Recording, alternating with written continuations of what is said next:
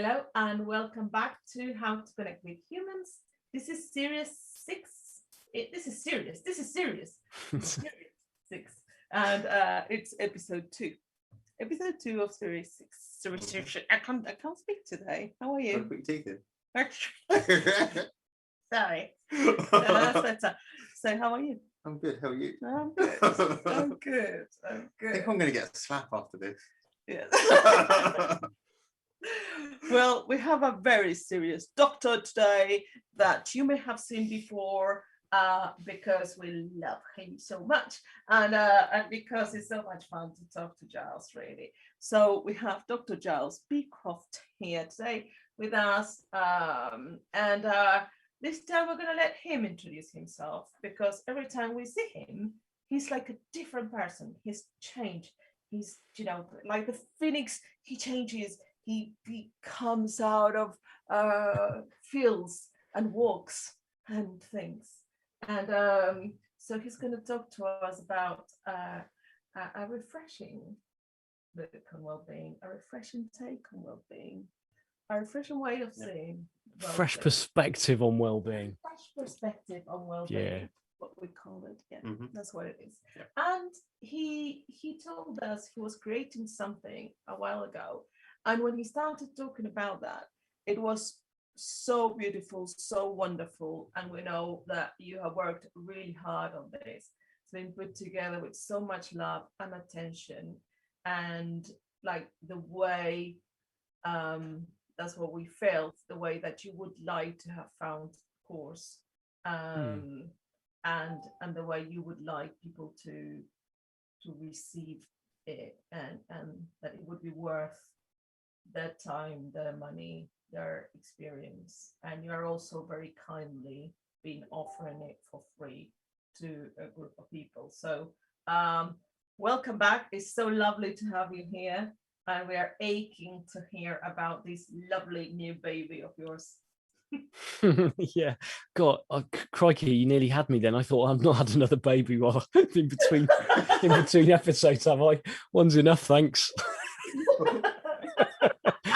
Yeah, she's being put to bed right now, so anything could happen. Yeah, so for those of you who don't know me, I'm Giles. Hello.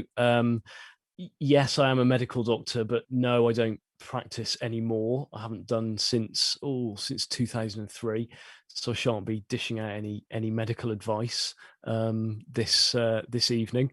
But I have sort of taken a very roundabout way of getting back into the healing profession, I suppose.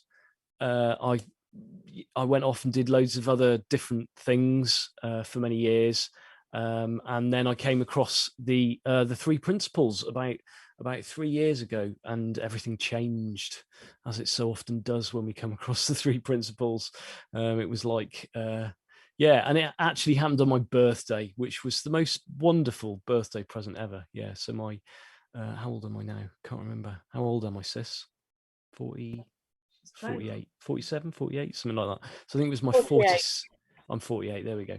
So it was my 46th birthday that I came across the principles and had the most amazing experience up on stage, talking to a group of people about career change.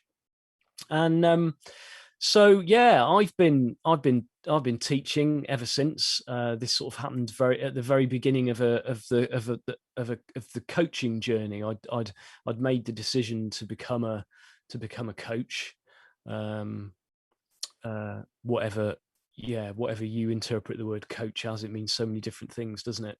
And I guess I was looking for my own way of doing things, because I went and did a qualification, and it didn't really resonate with, I think, all the experiences that I'd had to that point. So I was busy looking for my own way of doing things, my own way of coaching, and it was that searching that led me to the principles. I just happened across some podcasts of some live coaching demos, just sort of trying to get a feel for how different people did coaching, and so that was my way in. And for the last it's over a year now, probably about a year and a half, I think. I've been running these Wednesday evening sessions that have always clashed with I can't. Hey, when did you start doing these? Who started first on a Wednesday evening? That's what I want to know.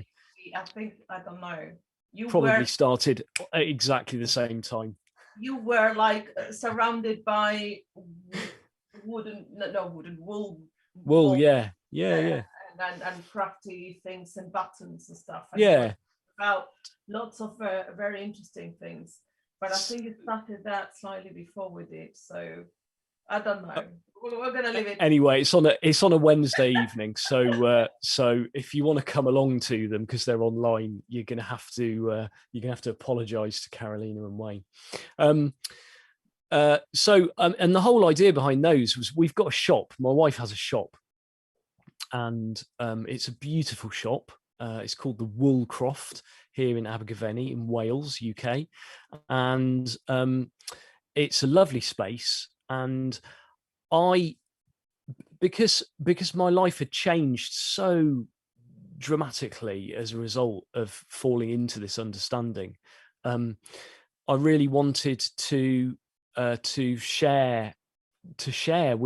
something back to my local community, basically, and sort of put two and two together. And we had the shop, and I had a whole load of stuff I wanted to say. So I set up what I called Wellbeing Wednesdays, which run once a month, first Wednesday of every month, and open the doors to the shop. And so the first session we had a shop full of people. It was wonderful. It was really great. And then by the time of the next one, we were in total lockdown, so there was no possibility of having anyone there at all. All doors were locked. But I was determined to carry on, and so I invested in some fairly decent live streaming equipment, and just started live streaming them. And very quickly they went to being online, and they have an international audience now. It's great. And each month, tackle a different aspect, take questions from people and stuff like that. And as that catalogue of content grew and grew and grew, I started every now and again I'd say something really good, and so I started making little clips out of these Wellbeing Wednesdays. And so then I had all of these clips, and I thought, what could, and they were just kind of like languishing on my YouTube channel, and I thought, could I actually turn them into something a bit more helpful for people? And so I've put them together in a very logical series of videos into this little course that I've made called A Fresh Perspective on Wellbeing. And so it's I think it's something like 29 little video lessons between, I think the shortest one's probably about 4 minutes long, and the longest is about 12 minutes long. There's a little bit of extra blurb with each of them, and lots of resources, extra resources and stuff. And I suppose now a few people have been through it, and I've had some feedback, and I've really sort of got to know the course myself, because it's funny, you don't really have any perspective of your own on these things when you're creating them. It was my little lockdown job. I kind of like, right, I'm going to create this course, and now I've got a bit of space from it. I think it would have been really useful for me to have come across this myself many years ago. I know I shan't go into it again because I talked about this at great length in the last episode, but I'd been really into the world of personal development, and I was for many years. This was like a long time ago, and I fell off the wagon because I couldn't be bothered keeping up with it. Basically, it was all like too much hard work for me, and but I think if somebody had pointed me the way of this course that I've created, it might have yeah, it might have opened up my eyes a bit. It might have slowed me down. It might have helped me to see that the things that I was working so hard at trying to improve, I'd have maybe got a feel that there was nothing really there to improve. It was all fine as it was. Thank you very much. And all of these different careers that I was trying to find happiness in, moving from one thing to the next, was really looking for happiness in the wrong places. So that's why I called it a fresh perspective on well-being, because I spend a lot of time conversing with and being around on social media the medical profession, because of my background and my ties and everything. So I see a lot of how the medical profession sees well-being, and it occurred to me the other day. I'll just throw this out there. I don't know whether it will land with you at all, but it seems to me it's almost like we've confused welfare with well-being. Because to me, welfare is kind of like the conditions that you know that you're in. It's almost like the stuff around you. It's the things that you have to help you get through life. And to me, it seems like we've totally see welfare and well-being as exactly the same thing. And so when I'm seeing all of these new well-being initiatives that are coming out of the medical profession and for the medical profession and for the NHS and social care and stuff, a lot of it to my mind is about welfare. It's not about well-being. It's about welfare. It's about working conditions. It's about adequate staffing and getting adequate rest and all of that obviously essential stuff that is incredibly important. But that's all been packaged under the heading of well-being. And to me, well-being is something completely different. For me, well-being is what it says. It's being, not doing. It's well-being. It's not well-having. And yeah, when I'm on Twitter and stuff, and I'm trying to engage in conversation with people about, just sort of gently, had you maybe just trying to sort of gently grab people metaphorically by the shoulders and turn them to look in another direction. It's for me, this idea of a fresh perspective on it, of like, okay, well, let's actually look at what well-being is. Let's look at what well-being is. Let's break it down. Let's look at the experience that people are having of the workplace, rather than looking at the workplace itself. So yeah, that's a bit of background to the course. Yeah, ask me anything, man. So what I love, because I remember actually now you win because you started first. We started during lockdown, so you have the win for Wales has it. But what I loved, I remember seeing you doing that, and one of the things I loved was that you just sat in that beautiful place. But other people, me included, may have thought of just like putting a curtain or something behind, or something to just cover the shop. But you left it, and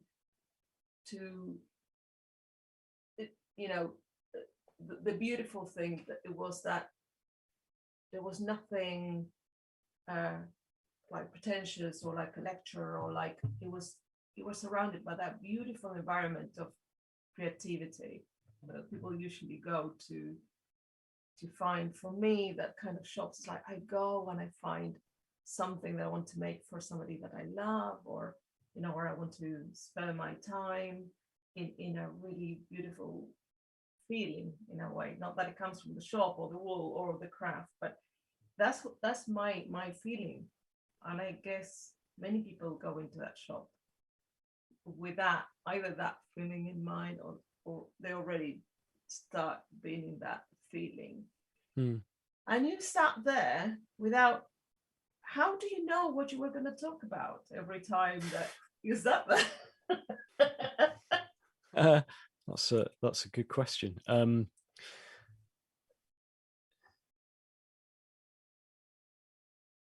mean, how do any of us ever really know what we're gonna talk about? I mean, I get questions in from people, so and if there's a theme that seems to develop from questions, then I'll do that. I like what I think one of the aims of Wellbeing Wednesdays is really just to show people how normal all of this is.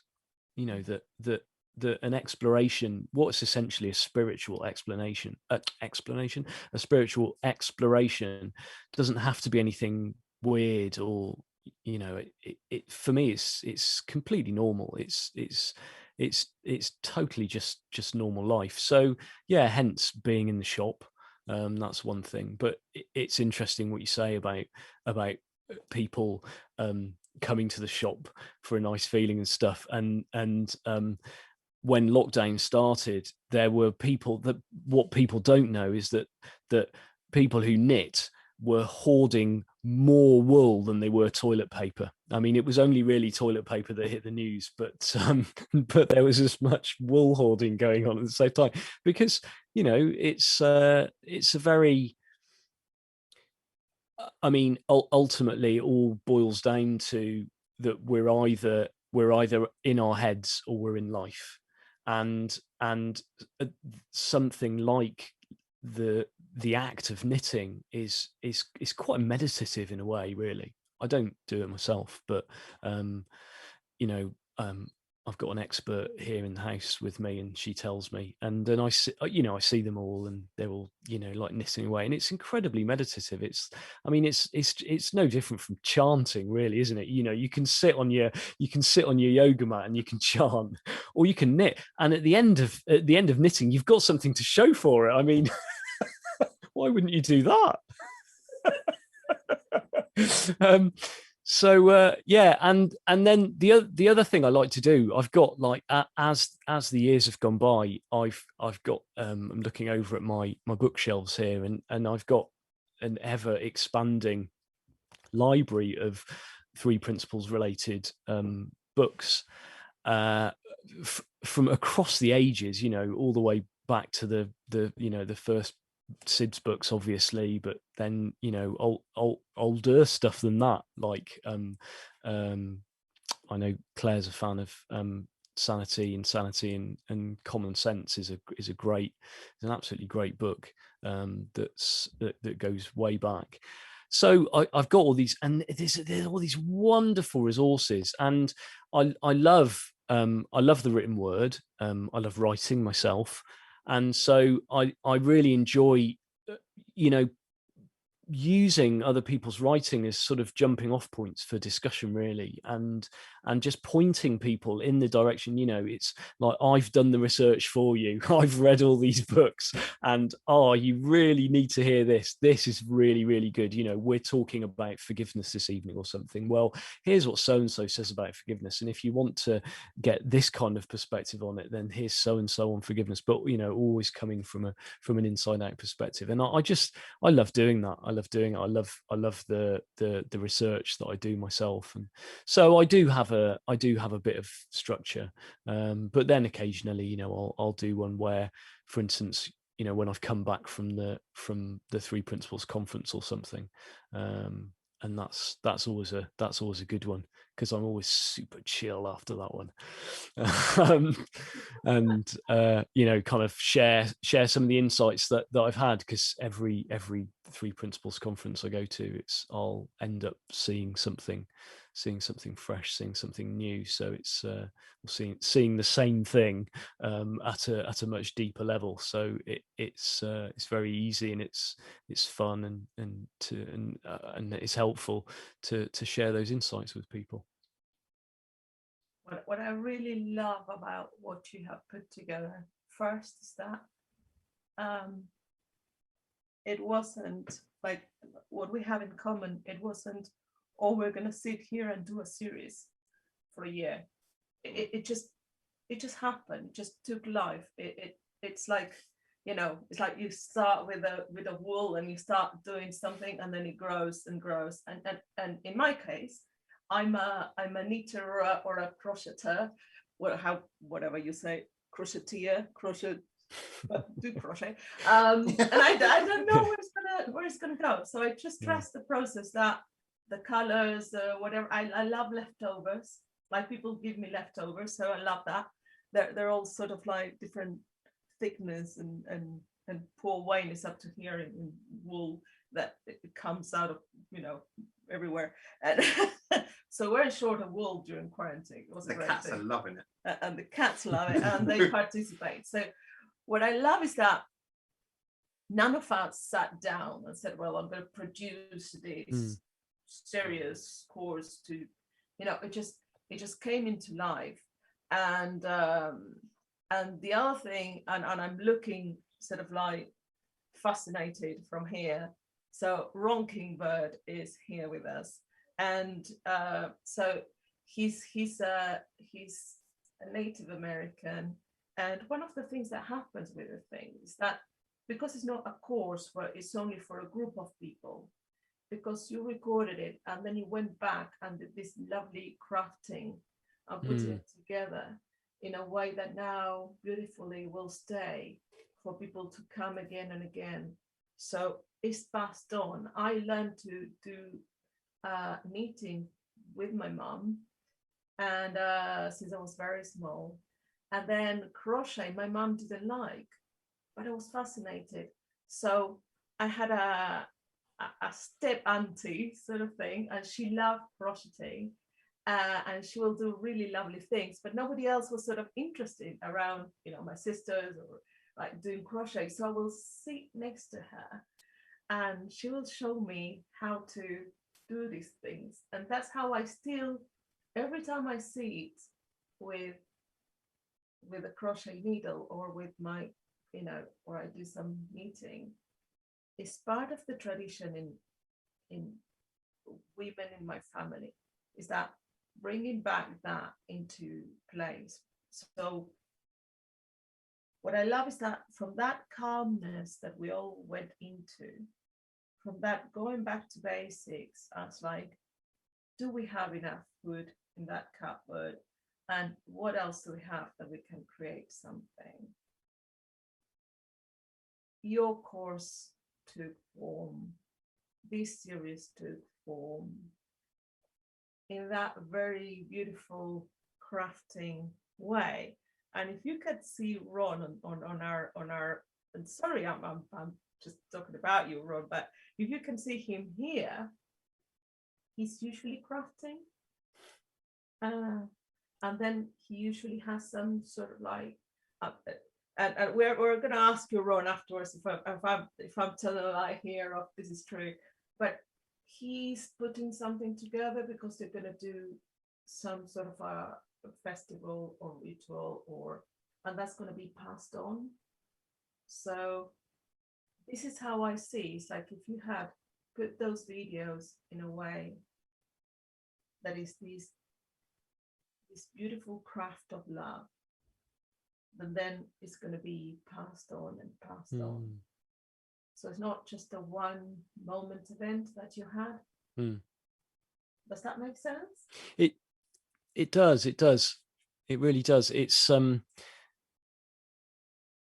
mean, you know, traditionally, I mean, writing is a fairly recent invention, isn't it? And traditionally, the wisdom of the ages was the, you know, what communities and societies had learned was passed on by story, really. So it's yeah, I like it. It's creating a story out of something that wasn't, you know, originally. I mean, I didn't set out to create this course at all. It just happened during lockdown. I was just idly thought, oh, I've got this sort of I've structured the course around 4 steps. I've got the foundations, and then the mechanics, and then the implications, and then true nature. And I'd started sort of using those 4 steps in my business, and I just sort of thought idly, I wonder if any of those clips that I've got kicking around would fit into that structure. And not only did they fit into the structure, but it's like they fit so that there were 7 videos in each of them. It was like, what? Oh, okay, all right. Oh, that's interesting. And I just moved on to the platform that I've started using now, called Simplero, and it's a joy to create these courses.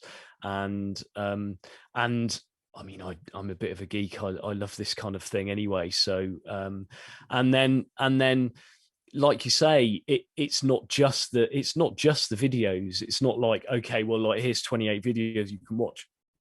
Each one of them I would really I'd watch over and over again. It's like, what's actually being said here? What's this pointing towards? And so then I'd write something about it. So, each of the videos has got like a written piece that goes along with it as well, which isn't, it's not just saying this video is about this. It's a bit more than that. And yeah, it's a real case of the what is it? The sum of the parts is, I don't know what's the saying? The sum of the sum of the parts is greater than the whole, or the whole. No, I don't know. The whole is greater than the sum of the parts. That's it. Brilliant. Thank you very much. The whole is greater than the sum of the parts. Yeah, it's like, it's one of those things. Whenever we create something. I mean, I'm fascinated by the creative process. I wrote a whole piece on it, actually, because I was invited to speak at a writing festival last year. So I did it on who's actually doing the writing. When you're kind of like, we've all had that experience of being in flow, and if we really start to look at that process, if I have to write an article for the Focus magazine every month, and the same thing happens every time. That in the run up to it, I get that, I just can't do this. I haven't got, my creativity has deserted me. I got it all out in the last one, and there isn't any left anymore. What am I going to write about? I'll have a topic that I've got to write about. I can't write about that. What do I? Oh man, how am I going to talk about that? And then in the run up to the deadline, like, something in life will happen, and it will be like, oh, I'll just write a little bullet point and be like, oh, maybe I should write about that. And then when I'm actually doing the writing, it's like I'm not there. Like, Giles isn't there. Like, the concept of Giles isn't it's just not being created when I'm in the flow of writing. Just the words are coming through me. I suppose it's happening on my watch, is how I think about it. And when I finished and I look back on it, almost immediately I look back on it, it's kind of like, I really like that. Where did that come from?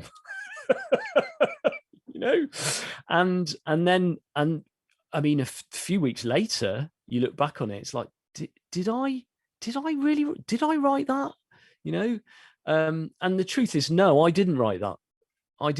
Life wrote that on my watch, which is why I don't really feel like I've got total ownership of it, and it somehow seems a bit weird. And it's the same with this course. I've been going back over the course, been like, I really like that. That came across really well.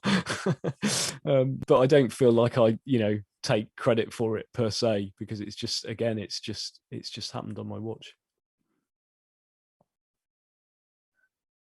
what I also like is that it really talks about what we're pointing to.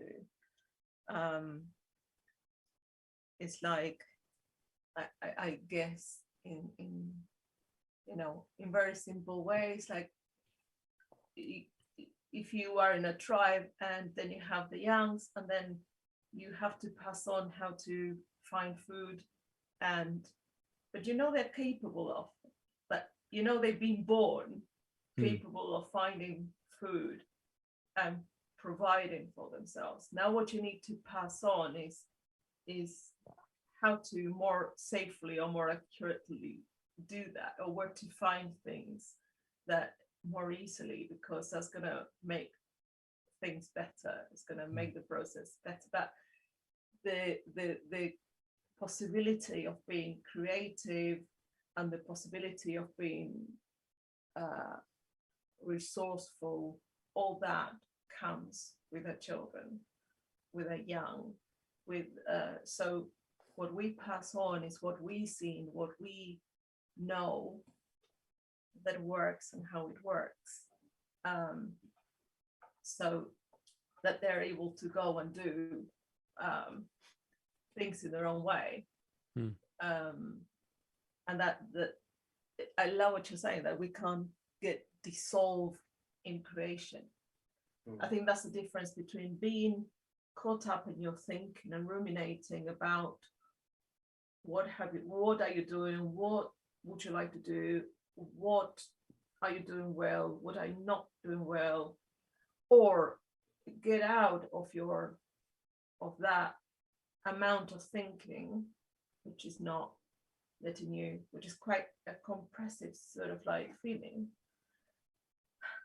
falling into your well-being and just being part of that creation process that can well be putting together a breakfast or writing, or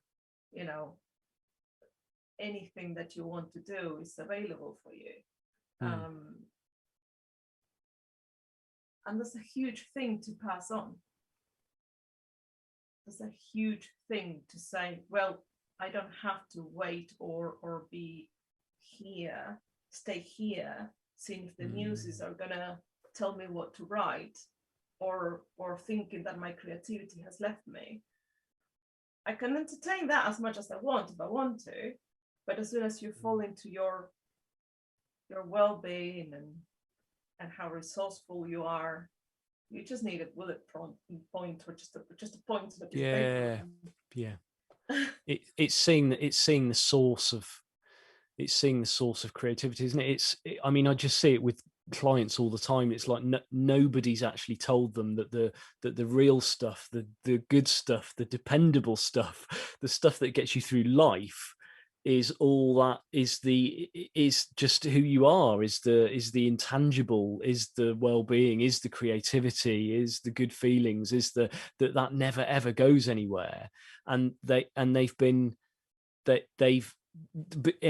nobody's told you that, then you're going to think that your thinking, that your intellect, that your rational, and it's anything but rational, isn't it? That your rational mind is what's keeping you safe, and is the source, because that's where we see it, because that's once the creative process has occurred through us. And of course, when I'm writing an article, it's got to be coming through the medium of thought. It's got to be coming through the medium of thought. And because that's where it shows up, that's what people think is everything. It's like, well, that's it.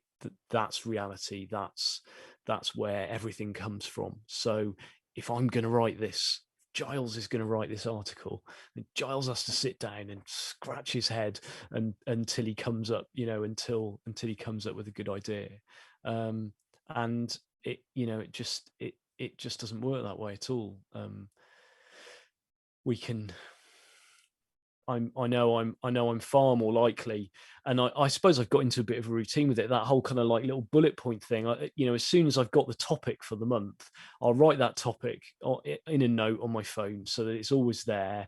And then if anything comes along, I'll dump it in there. I won't do anything else with it at all until it gets much closer to the time. And then I get much closer to the time and I've got like 4 bullet points that I've not looked at since I just jotted them down. It's like, oh, there's a little something there, isn't there? You know, I see how I could put those together, except for those terrible months where I come to writing. There are no bullet points whatsoever. And that's when, what do I do then?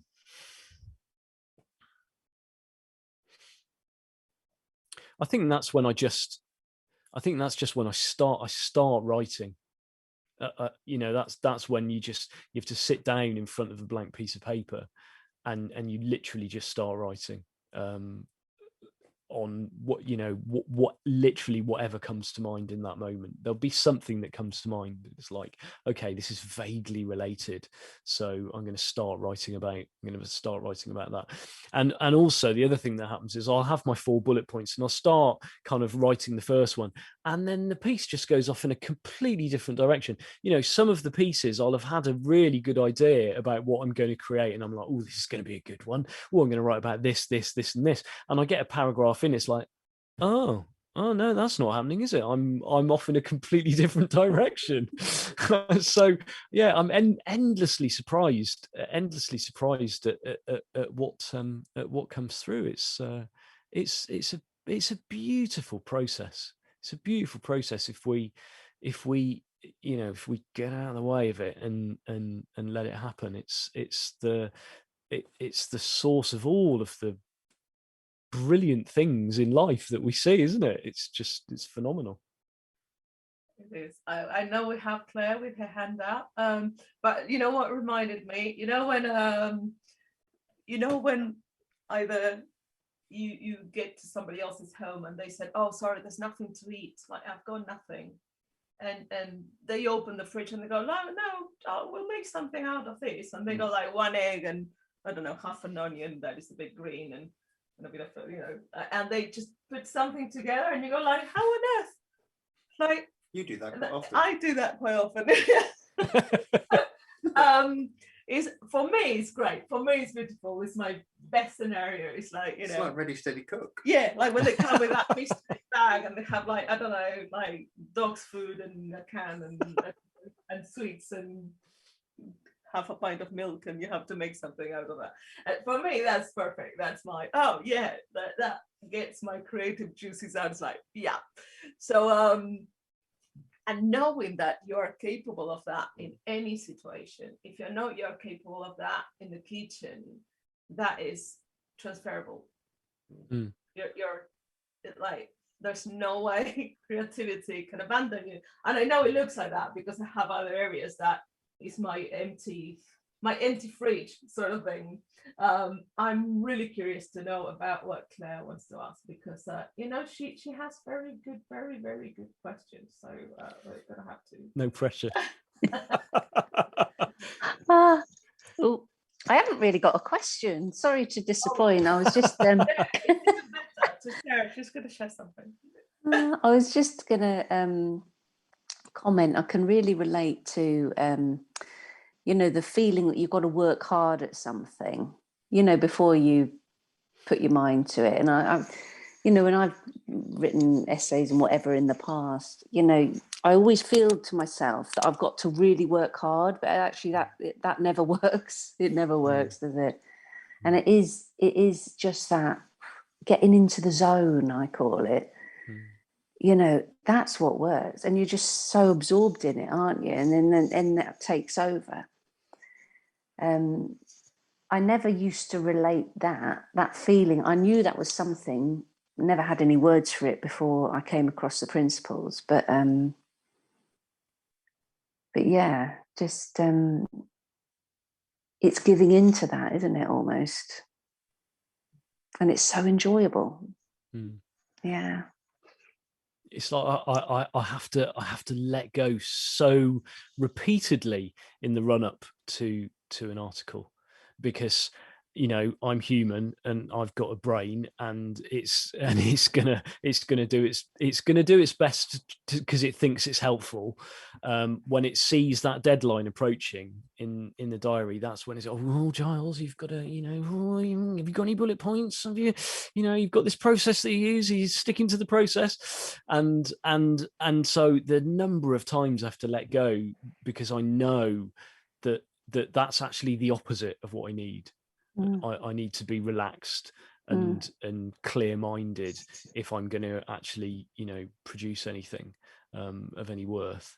And I think as time has gone by, I've just become more comfortable with not knowing, I guess, because our little chatterbox, the uninvited guest, doesn't like not knowing, does it? In fact, that's probably the worst thing for it. It's like, I've got to know, and if I don't know, I'm going to make some shit up. So it's, I guess it's sort of, it's having the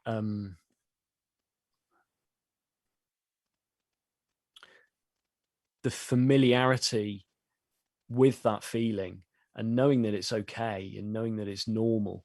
And knowing what it is, knowing that it's just this computer spooling out data, just trying to make sense of the world, and it's got nothing to do with how creative you are. It's got nothing to do with what's gonna happen when you sit down and write, and having the confidence to really it's just letting go of it, isn't it? It's just letting go of it. It's like, oh, shut up, you're no help. Definitely, and then you'll remember something just as you're about to drop off to sleep. That's when it's useful to have the, you know, when you've got very little on your mind, that's when the good idea comes into your head.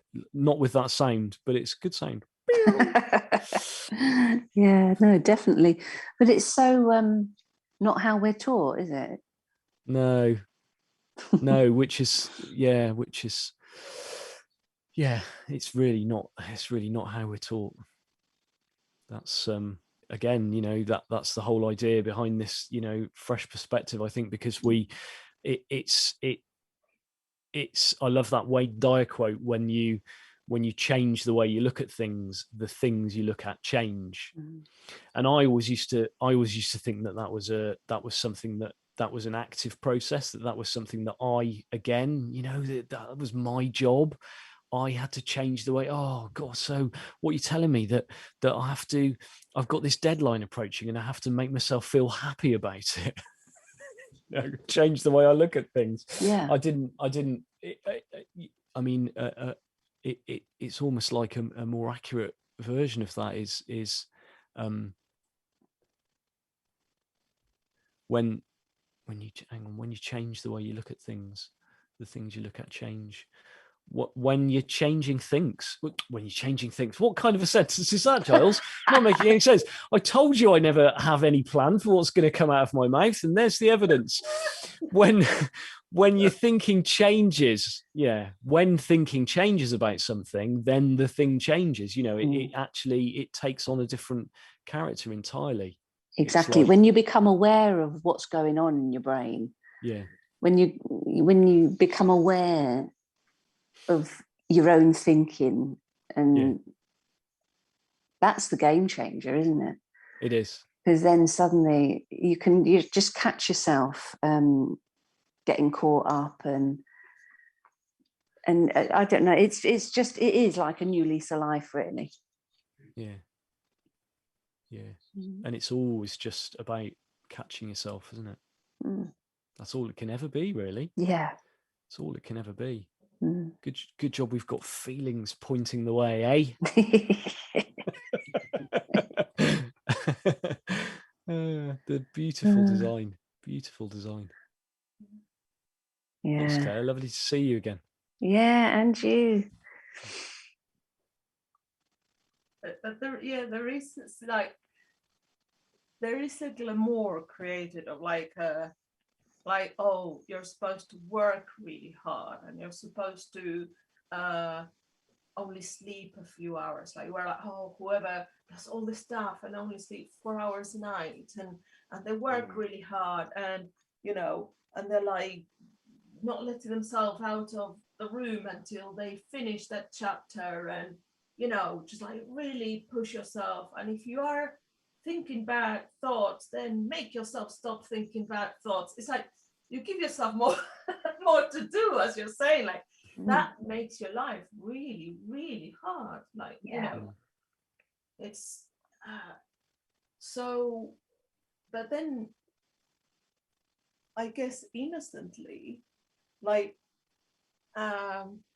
we said in Spanish, is passed on with the warm milk. It's passed on with the warm milk.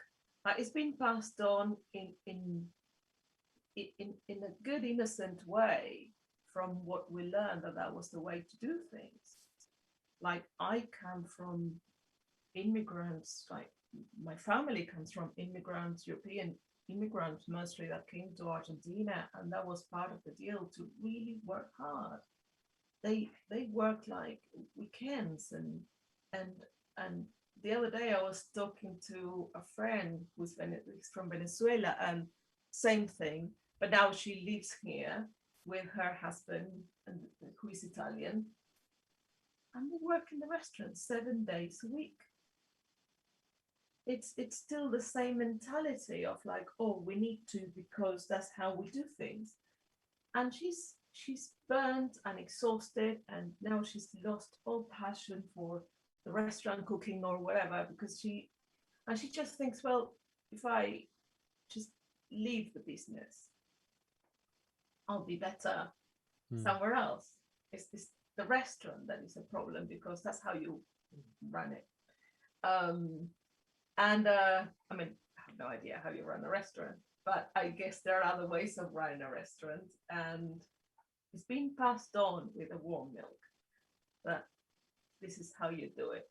This is how you my parents will say, we work really hard to give you what you have.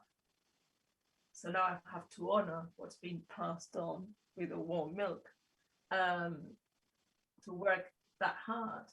But that hard is what's burning us up, out. It's like we got probably to this state in the world at the moment where we all needed to have a break. Go talk about whatever you want, Giles, in that beautiful little shop. We could sit down and start this series. We could look at the garden just grow ridiculously, without thinking, oh, we have to go and mow the garden and get the grass really short, because that's what other people do.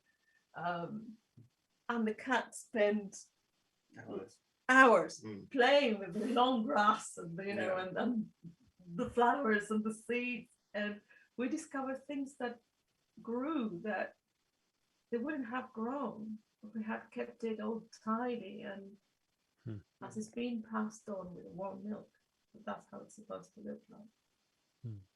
We discover something else when we stop thinking that's the only way to do things. So as you say, you see the world in a different way.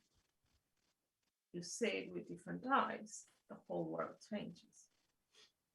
You allow the world to transform in front of your eyes.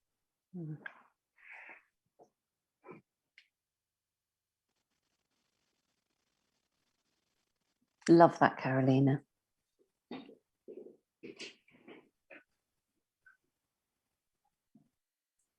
I also think it's the relationship with whatever you're doing. I have had to do some research for a few things recently, and I've kind of come to it and I thought, I don't really want to do it. And then there comes a point where I'm like, okay, now I want to do it. And I think it's just that. I think if you go in with kind of, I've got to do something, you kind of, it puts you off doing it. And then as soon as you kind of let go and kind of, okay, well, if you don't do it, you don't have to do it.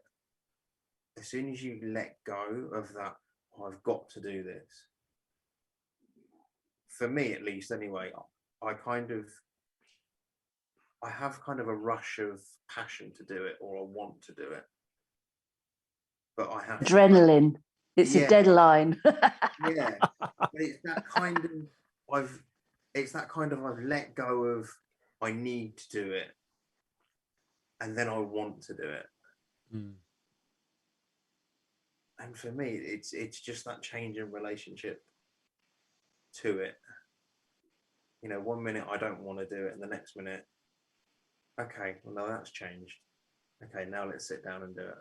And it doesn't feel so much as a chore.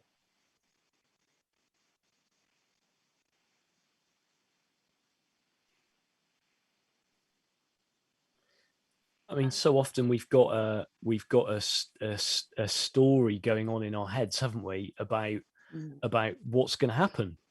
We've already our helpful left brain again jumps in there, and it's like, well, it's going to be boring. It's going to be hard. I've got to do it perfectly the first time. And I'm not going to have any time for any time off, and I'm going to feel bad while I'm doing it. And all of that before. Is it any wonder we don't get started on these things? I like years ago, as part of the Personal Development Odyssey, I did a fantastic audio course called Conquering Procrastination by a chap called Neil Fiore. Absolutely wonderful. I mean, a lot of it, it wasn't a 3 principles thing at all, but you could.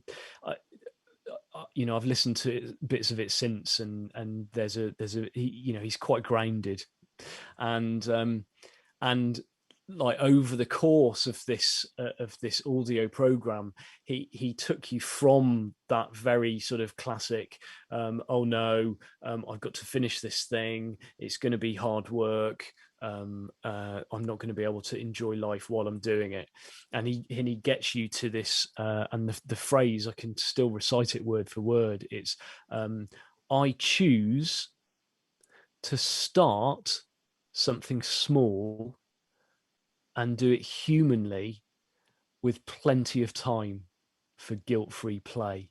And he get that over the course of it, that's the point that he gets you to, and it's still the same thing.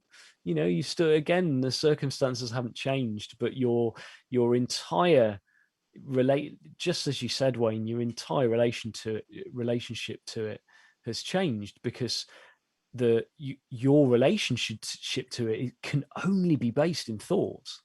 There's no other way to be related to anything other than in thought. And seeing that, literally just seeing that in itself just gives you that bit of space to appreciate, oh, hang on a minute, there might be a different way to see this. I'm at the moment, it really feels like I'm pretty convinced that this is going to be terrible. I'm pretty convinced. It's like, oh, why have I not started it yet? Because I'm pretty convinced it's going to be terrible. And just knowing that you can only relate to anything via the medium of thought, and that thought is, capricious and ethereal, and there's nothing to it, and depending on what mood you're in, how close the deadline is, you're going to think very differently about it. That, to me, that's enough. That's enough to. It's like, sort of taking the top off a fizzy bottle, isn't it? It's like, shh, just lets all the pressure out of it, and allows you to see that there's another way. You were saying that, I was thinking like, well, I've never seen a toddler with deadlines, which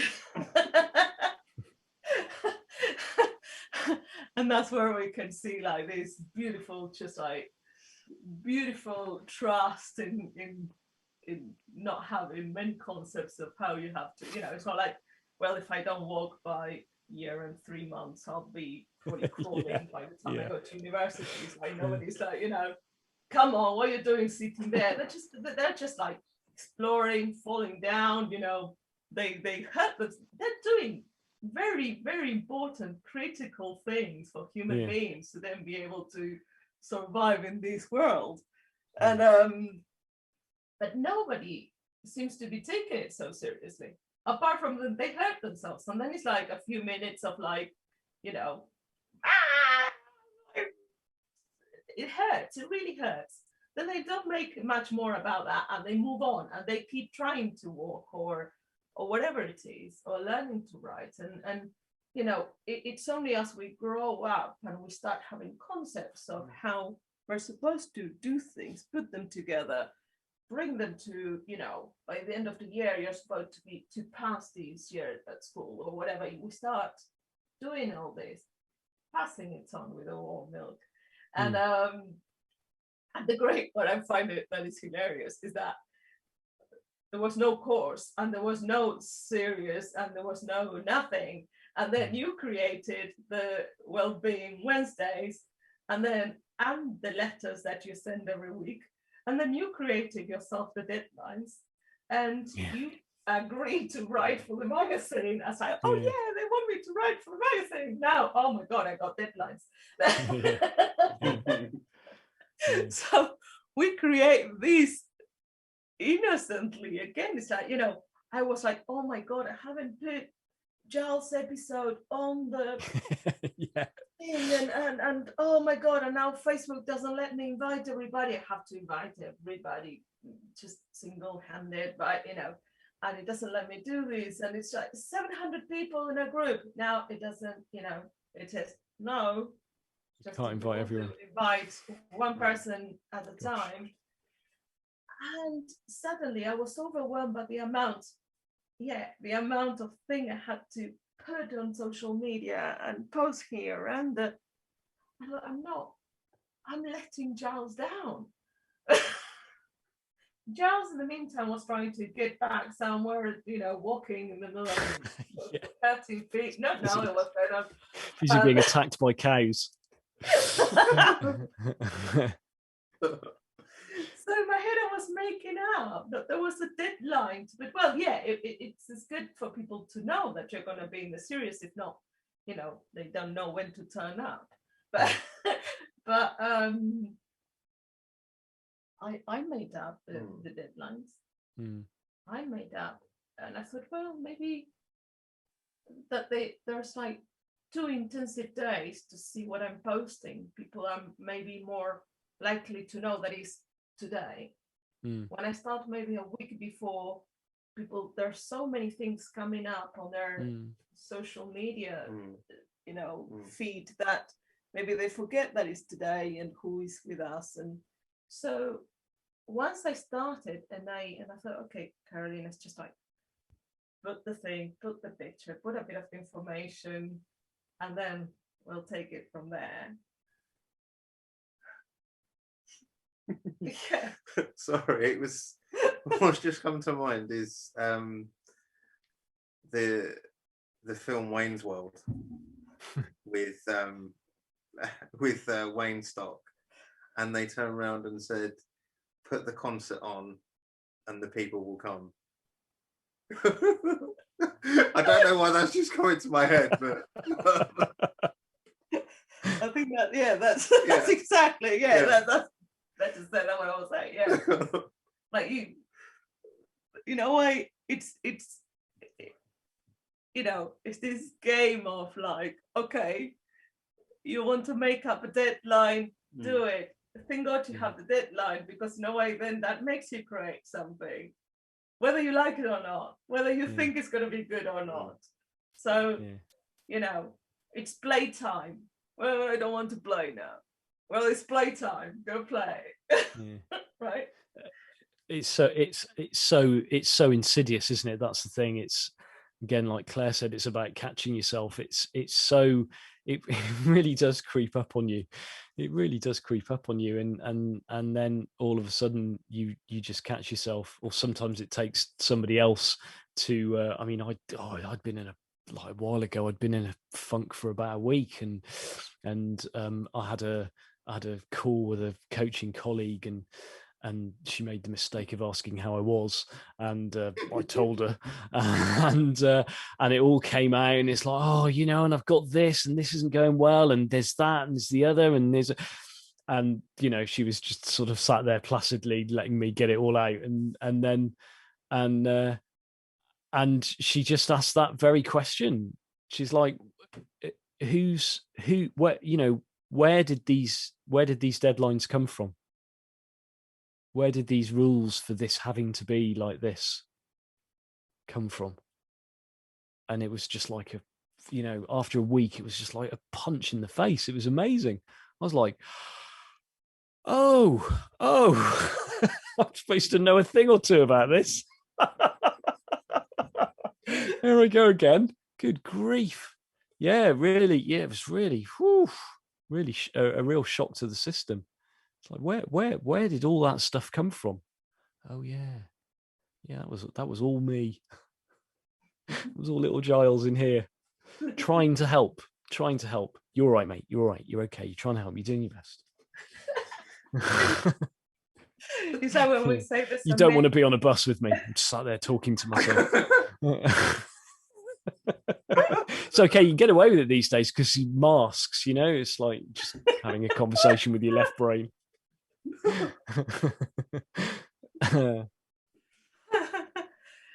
These are when we say there's a method to my craziness.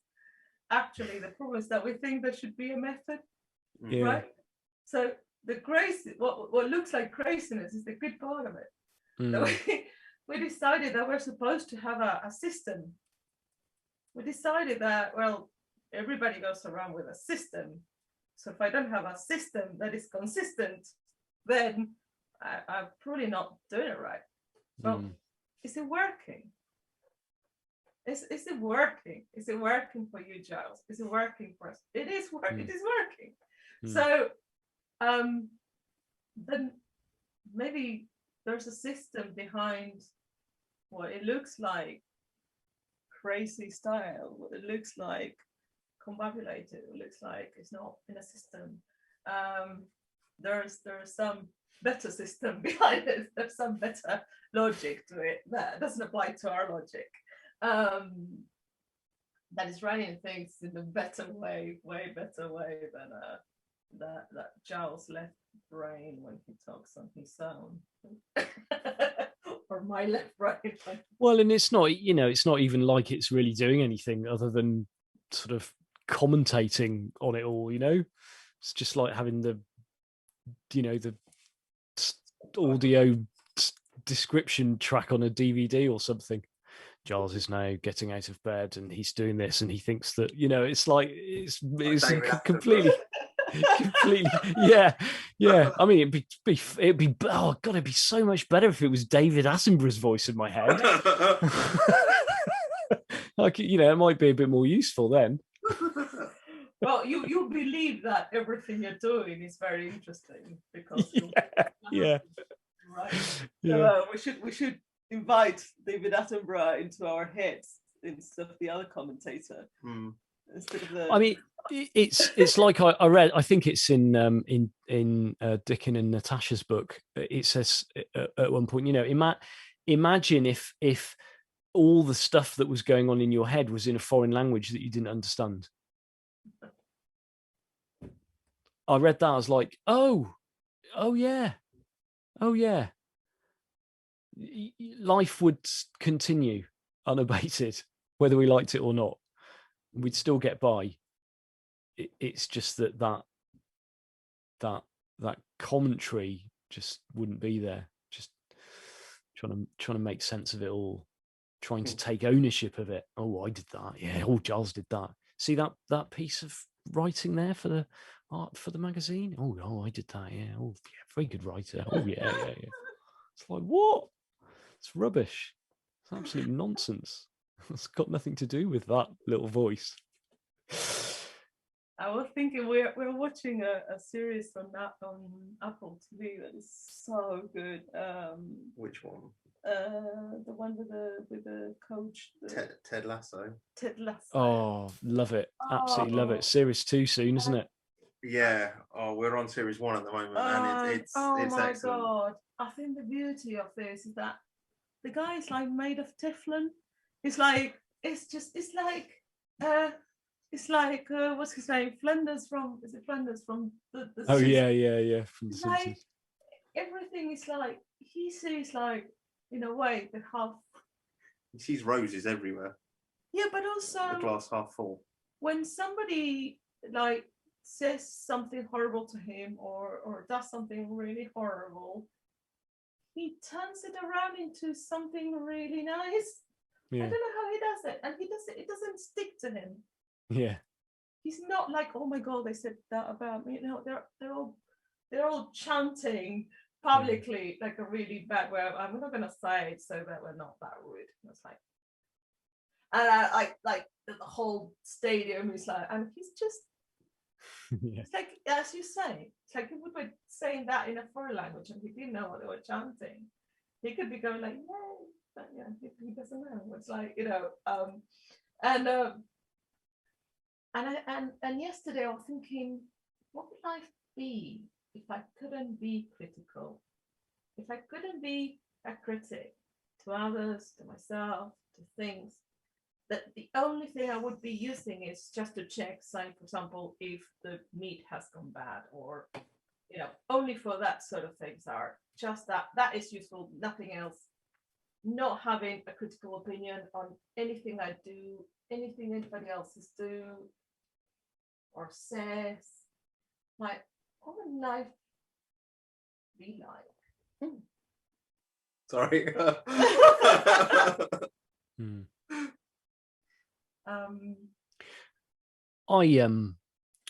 I wrote about that in the latest article. Can I read it to you? yes, you Yeah. can. Something a bit different. That's pretty much what I wrote about. It's not long. This hasn't been published yet, so you're getting first dibs on it. Ooh.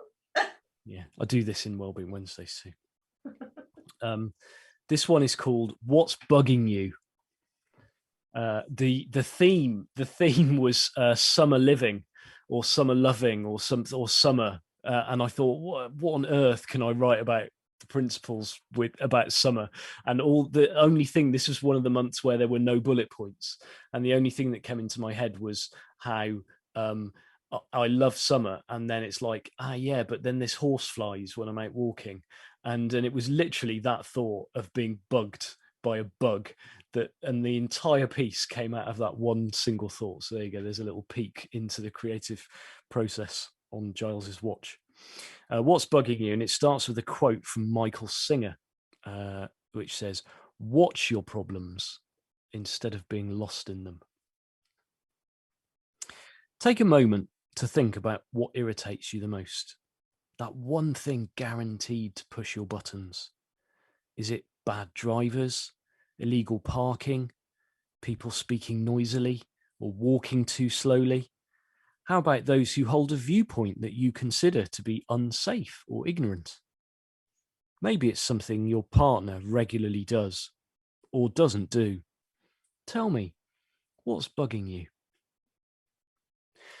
Unless you're actually a saint, I'm guessing you've got something in mind. Now, let's slow down a little and examine that experience of exasperation closely. Where do the annoyed feelings come from? Is it from the something? Or is it from what you think about it? Be honest. Can you see that if the feelings were somehow being transmitted from the object of your ire, everyone would feel the same way about it?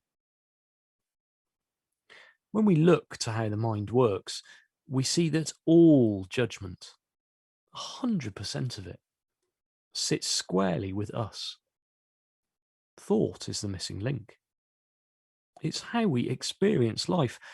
And when it comes to the things that bug us, it's our preoccupation with them, not the things themselves, that are the source of our bad feelings. This is a powerful and life-changing observation to make, because it means that none of our disconcertions are set in stone. It frees us from having to feel a particular way about anything that happens, whether it's a minor inconvenience or a major disruption. So let's play for a moment. What would happen if you let go of your convictions? What if you decided to stop being bothered by whatever it is? Would your experience of it be better or worse? This exercise tends to go one way or the other. If the previous paragraph was a light bulb moment that left you with a sense of lightness and ease, please know that this is available to you on any occasion you allow your mind to settle and you return to the timeless now. If, on the other hand, it made you feel uncomfortable, as if somehow you would no longer be you without your strongly held opinions, then I'd invite you to question where that sense of identity comes from. Is it fixed or is it fluid? What is it made of? In short, is it anything more than another opinion itself? Why not play with letting go of that one as well? Relax. You're quite safe in doing so. The key to having a better experience of life's irritations is not to avoid them, which is impossible, nor to develop strategies for better coping with them, which is exhausting, but to step back from them and shine a light on the nature of experience itself. So next time your buttons are pushed and you feel your hackles rising, slow down and ask yourself, where does it seem like my feelings are coming from right now? The real answer is always the same. And when you remember it, you'll rediscover your peace of mind. With love, Giles.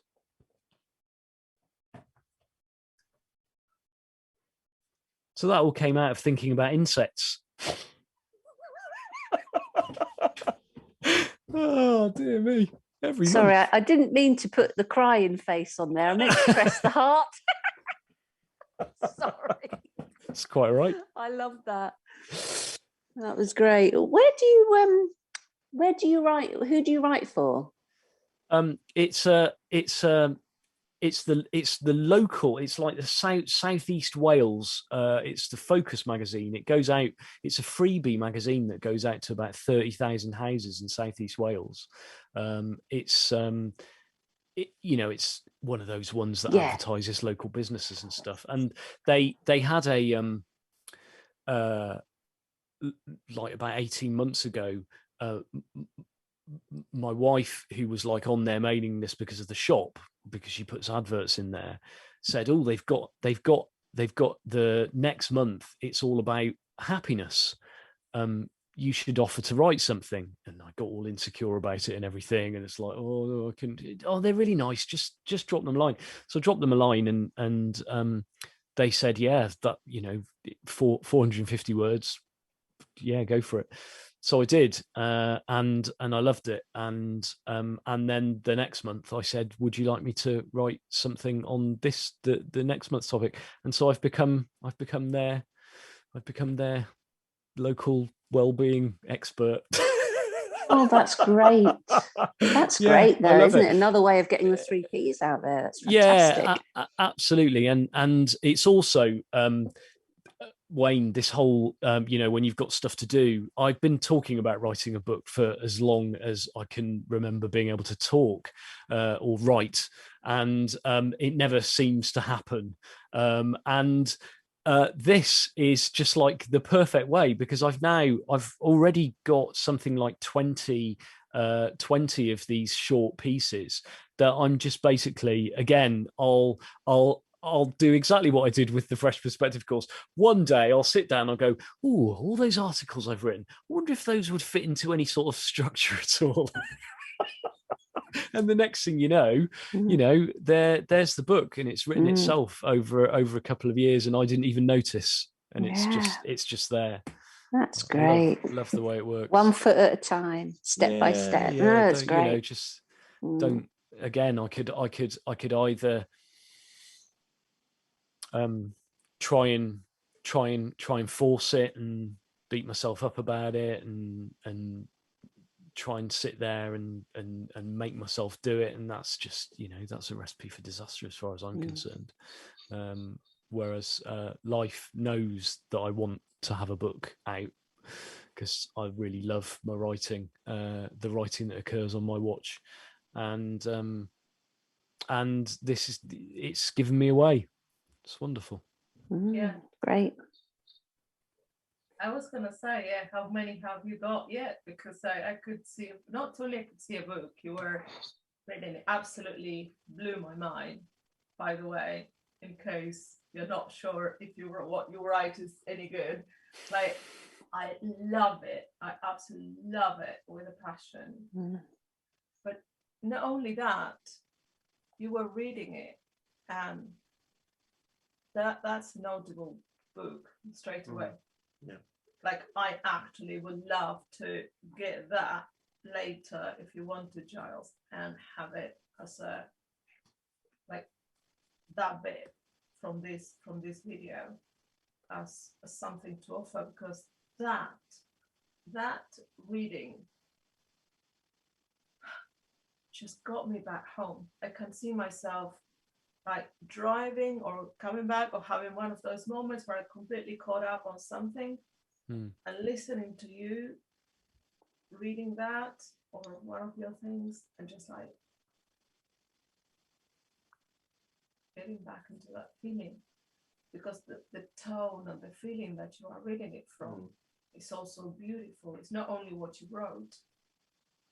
And that's why some books, for me, it's difficult to get them on Audible, because if I feel that they're being read like by a robot, I'm put off. You've got to have the author reading it. But that, yeah, absolutely. Or David Attenborough. I thought this is definitely kind of a David Attenborough kind of thing.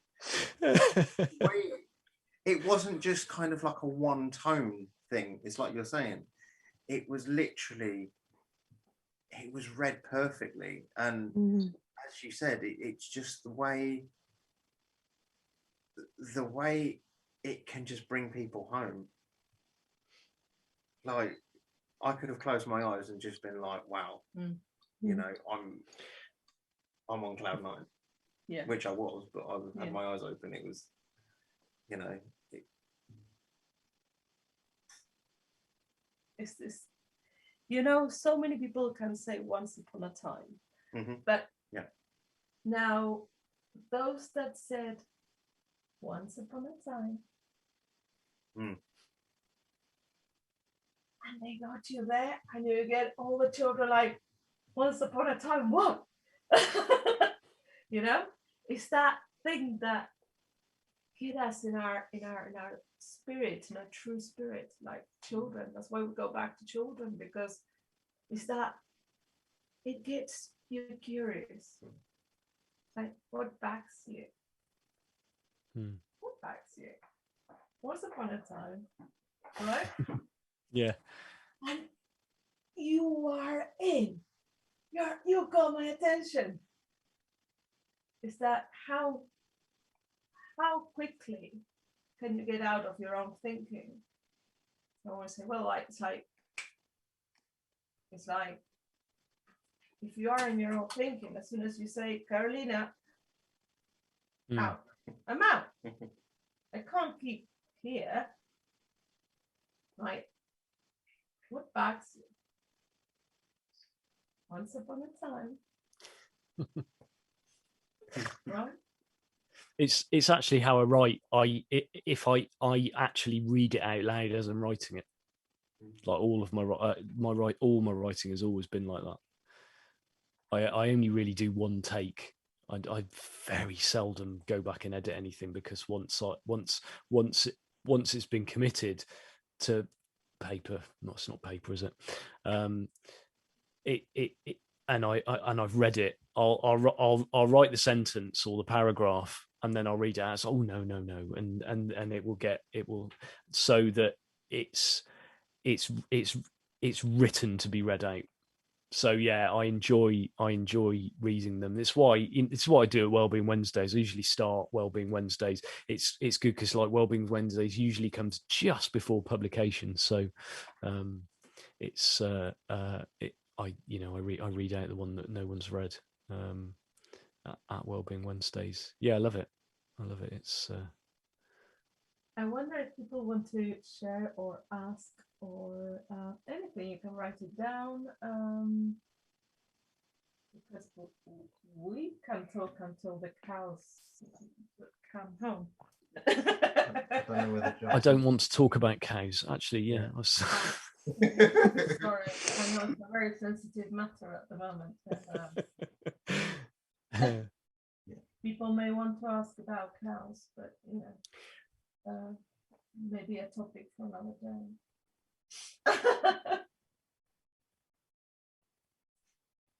You can raise your hand, you can unmute yourself, you can write it down, or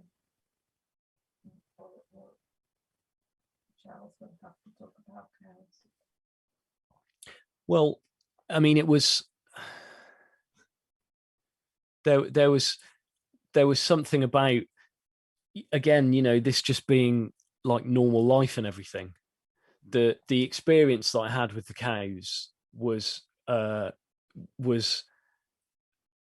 different from how it would have been several years ago, I think, when I hadn't come across the principles, because I was out on a very long walk, and it was evening. I'd already sprained my ankle, so I was hobbling a little bit. I was just very cautious of not having to run or anything like that.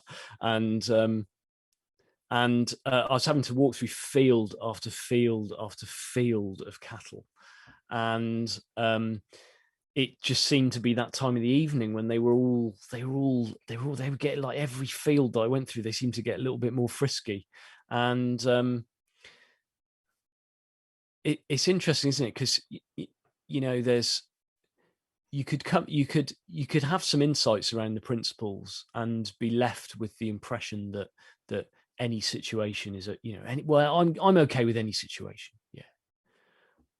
And then people ask questions about personal safety and stuff like that. Well, what if you're in an abusive relationship or something like that? Are you telling me that I've just got to see that differently, and it's all my own fault, and I'm making it up? And it's a very easy sort of diversion to end up going into.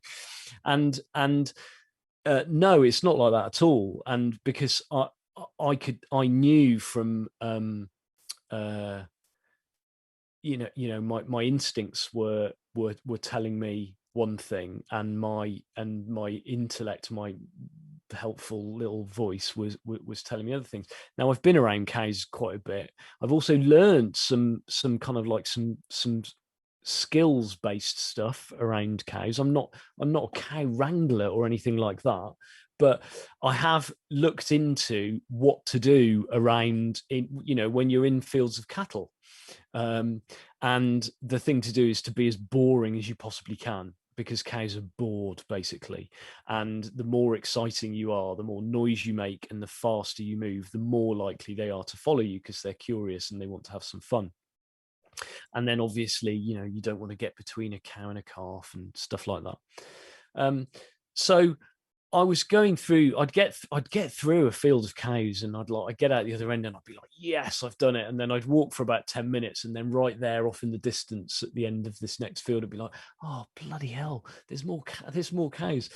And every time I could have very easily got up in my head about all of that.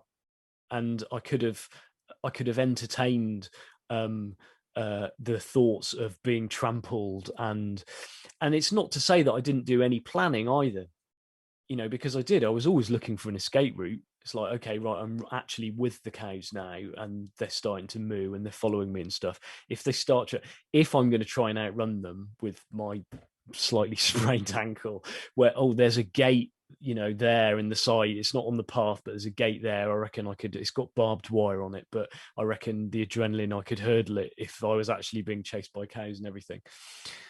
But then it got to the point where the last field that I got to, it wasn't an intellectual thing at all. These were very agitated cows who were bellowing at me, and immediately came to the gate that I just walked through, and I knew it's like it's not safe to be in this field with these animals. So I hopped over the little electric fence and everything. And I'm glad I did, and ended up having to. I tried to get round them, but they were following me, so they wouldn't let me back in the field. And yeah, I had to kind of like go through around the edge of the farmer's property, hoping and praying I wouldn't get caught and shot or anything, until I got to a road. And you know, and I've looked back on it. It's like, I'm left in no doubt whatsoever that it was totally the right thing to do, to not try and kind of like 3P my way through it. It's like, well, it's just your thinking, Giles. It's, you know, it'll be fine. You don't have to be scared. No, there was being aware that whole process was going on, being aware that I could only experience the entire thing in thought, and being aware that I was, you know, I got my little snow globe, that I was incredibly shook up about the whole thing. I was still aware that I had my faculties about me, and that I had choices that I could make. And it, you know, I listened to my intuition. It was like, get out of this field ASAP. You know, I mean, they were trying to get through the electric fence. They were like stinging themselves and stuff. They were not happy cows. They really weren't. So I don't know whether it's that time of the evening. I've read since that they do actually get a lot friskier in the evening and at night time, because that's when attacks happen. You know, that's when so they you know, they get a lot more protective. I should do walks that are shorter, that don't find me in fields of cows at 7:30 in the evening. So there you go. That's my cow story. So it was a part of the walk and the process. Is that now let's plan walks without cows. Well, yeah, good luck with that one. And there will be bags or something, or